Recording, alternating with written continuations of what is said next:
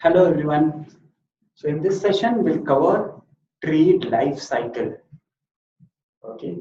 So as we know that this trade it's not just a simple step that okay, buying and selling. So there are multiple steps involved for the completion of a trade, or would say that a trade workflow or a trade life cycle. So usually it consists of three parts: front office, middle office, and back office. So as a buyer, what you will do, you will tell your broker to place an order on behalf of you. So this is what you are doing here. These are your orders. So these orders will go to the front office application. So it could be anything. It could be, say, for example, NSE Now is one of the front office application, Odin, Anvil. There are multiple front office applications which will take your order. Okay. And then they'll apply different validations to the order. Say, for example, you cannot enter a price which is not in multiple of 5 paisa, like that. So those kind of stuff will be done on front office side. So the roles and responsibilities of the front office will include trade capture. Trade capture means it will take all the details of your trade, how many quantities you want to buy, how much quantities you want to buy. Say if it is 100 quantity with a price, what is the price? What kind of order it should be? Is it a limit order or a market order or a stop loss order? So those kind of thing will be entered, and once the trade is done, then the execution should happen. The execution will be given to you. As we already seen that you will send the orders to the exchange. Once the orders are executed or filled, you will get the confirmation. Okay, so this is the front office side of it. On front office side, we are just capturing the trade details. What are the different attributes to the trade, what you have done. This is mostly the UI side of it. And then the second part is middle office. So once the trade has happened, somebody has to actually book that trade, right? So who has got the responsibility of booking a trade? It's the middle office side of it. So this booking part is done by middle office. Even they will send out the confirmation that okay, the trade, so and so trade has happened. And one of the responsibilities also to validate a trade. Many times, say, so in this case, it could include the, say, for example, checking the margin. So if you're planning to place an order and you do not have sufficient margin in your account, so those kind of validations, that trade should fail, right? So that those kind of validations are done by middle office. Okay. So for middle office, responsibilities include validations, booking, and confirmation. And once the trade has been like when we say a trade, for example, a buy trade has been successfully pledged, it has gone through front office, it has gone through middle office. Now it will go for the back office. So for back office, we got three major tasks: clearing, settlement, accounting, and finance. Now, what is clearing? Like we have seen that. Say if you are the buyer, what you have? You got say 1,000 rupees with you, okay? And what you want? You want shares, right? So how will you do it? You will open a account with a broker. You will tell him to place an order on behalf of you with an exchange to buy a particular stock, say XYZ. Once you got the execution from the exchange, does it mean that you got the shares? The role of a broker is just to place orders on behalf of you. So he's out of the picture. Role of an exchange is just to match the orders. So once the order matching has been done, executions are given, So that's it. So even the role of an exchange is done. But who will give you say XYZ shares? Who is giving you XYZ? Whose responsibility is is that you should get XYZ shares in your account, right? So it is the responsive. So that part is covered by clearing and settlement. So what do you mean by clearing? So the clearing is, say the buyer A is coming with money part. He is having a money leg with it, and he is interested in this security leg. So he wants security. So always we got two legs on buyer side and seller side: money and security, money and security. On the seller side, he is coming with the security and he wants money. So what clearing will do is, clearing will act as a central counterparty. So once the trade has happened to an exchange, exchange will send a confirmation to clearing party that okay, so and so trade has happened. So now what will happen? Clearing will say that okay, I am the central counterparty. So clearing will have two kinds of accounts: one to store the money and one to store the security. So it will take money from the buyer and will keep it with them, and they will take security from the seller and then will keep it with them.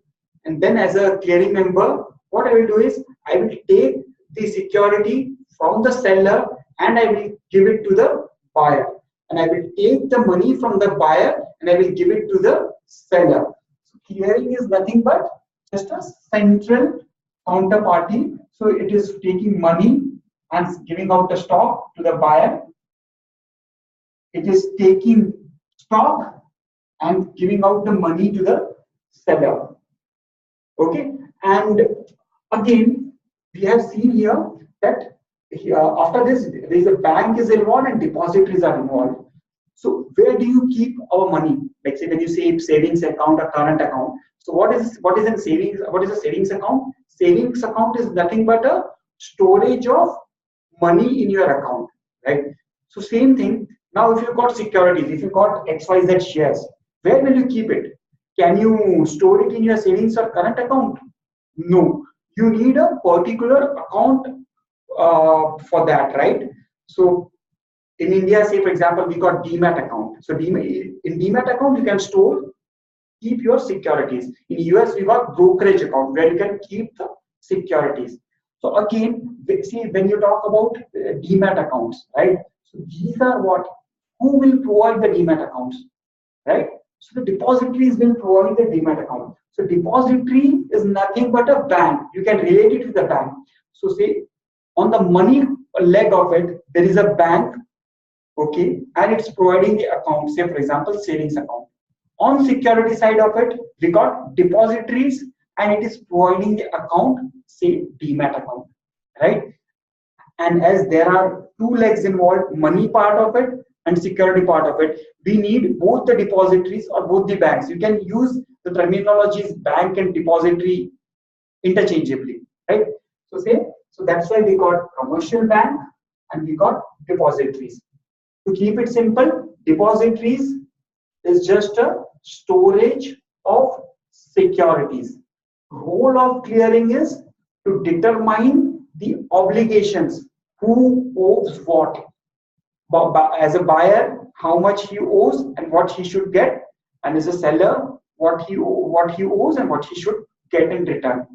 Settlement is actual exchange, like giving the security to the buyer and giving the money to the seller. This is the end result we want, right? So this is the actual process of doing that will be called as settlement. So that's why we often use the term clearing and settlement together. Okay, to summarize, clearing is just to determine the outstanding dues and just settling the this outstanding part of it. Okay, so as I said, that's clearing. So both the buyer will come with the money side of it, seller will come with the security side of it. At the end of the clearing, they will just determine how much the buyer owns. So buyer will deposit money into the clearing account. clearing members accounts. A seller will deposit securities into clearing members account. After that, clearing will give security to the buyer and money to the seller. Depository, just a storage of securities. So clearing, so on the back office side, we got clearing, settlements, and accounting and finance. Accounting and finance means whatever the cash flows have happened. Say if in this case, if the price is 100 rupees per share, so 1 lakh rupees deducted from the buyer's account, so they and sending out the contract notes. Once the trade has happened, you need to send them the note of all the trades. Okay, this trade has happened at this time with this quantity, so this will be, it's called as a contract note. Sending out contract notes, calculation of cash flows will be done by accounting and finance. And then we got the entities involved. So we have already discussed commercial bank. Commercial bank means once the seller got the money, it will not be given directly to the seller as a cash or as a DD. It will go to his banking account. Same thing is true. The security will be given to buyer in his demat account or a brokerage account, which is with depository. And then clearing firm. This is just a clearing part of it. And then we got a custodian also. Custodian is nothing but a entity who is safeguarding the assets. Okay. The roles and responsibilities are, so whenever there is a inflow or outflow of securities through depository, custodian has to give a go for that. Okay, thank you.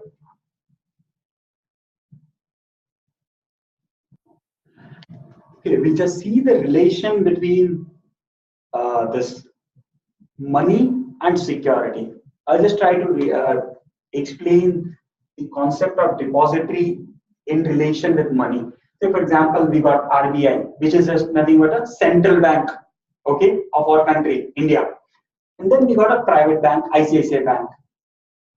And so, say if you are having a money, where are you keeping it?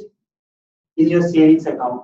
So your asset is money, and the account which you are using is with account type you are using is savings account. Savings account is nothing just a storage of money. And then this saving account is with ICICI Bank, and the ICICI Bank is in compliance with RBI. The same thing is true on the security side. So in this case, we are taking the shares. Shares is nothing but a security. Even a debt or a bond is also a security. So that's why we can use the generic term security, or we can use, in this example, I'm just taking up one type of security, which is shares. Where will you keep the shares? You cannot keep it in the savings account. You cannot keep it in the current account. For that, you need a particular type of account. So that will be a demat account in Indian context, or brokerage account in US. So you will keep shares in demat account. Okay. Demat account, where will you open it? So there should be someone who should be, there should be some agent or someone who should help you with opening the demat account, right? So there will be depository participants. Okay, so in this case, ICICI Bank. So ICICI Bank is providing you with a demat account facility. So ICICI Bank is a depository participant. Okay, and this DP is the main depository. Is this depository participant is the member of the main depository. Okay, so to keep it simple, depository is nothing but a storage of security. Bank is, say, commercial bank is for, say, ICICI Bank in this savings regard context, it's just a storage for money. So we need both depository as well as bank. Okay. Thank you.